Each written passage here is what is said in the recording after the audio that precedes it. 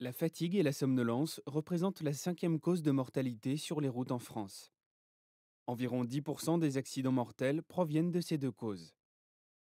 Néanmoins, en raison de la difficulté à évaluer la cause de certains accidents, il convient plutôt de dire que la fatigue et la somnolence provoquent entre 20 et 30% des accidents. La fatigue et la somnolence sont la première cause de mortalité sur autoroute, devant l'alcool et la vitesse.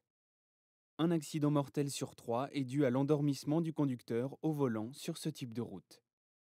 La monotonie de ce type de route, longue ligne droite, même paysage, accentue le risque de somnolence et diminue la vigilance du conducteur. Sur autoroute toujours, un accident sur 5 est dû également à une somnolence constatée au volant. Plus généralement, tout type de route confondu, dans un accident mortel sur 3, le conducteur percute seul un obstacle fixe, ce qui cache souvent un endormissement du conducteur ou un déficit d'attention.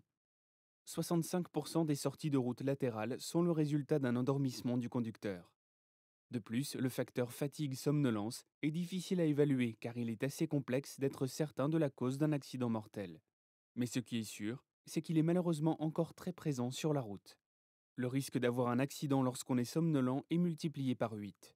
17 heures de veille active consécutive ont exactement les mêmes effets qu'une consommation de 2 verres de vin, soit 0,5 g par litre de sang.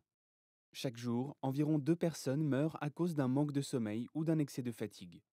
Retenez bien, personne ne peut lutter contre le sommeil ni résister à la fatigue.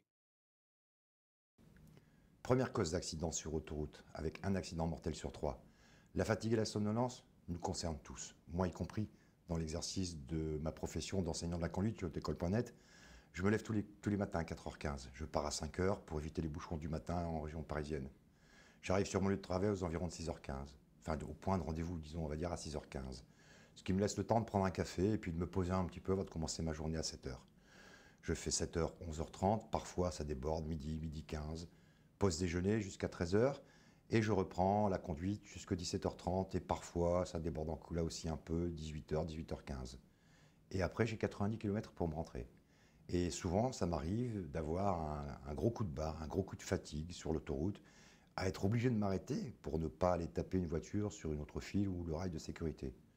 Une pause de 15-20 minutes, avec un petit café, je prends l'air, je me ligouriais les jambes, je marche un peu, me permet de récupérer une certaine vigueur, je dirais, pour finir mon trajet.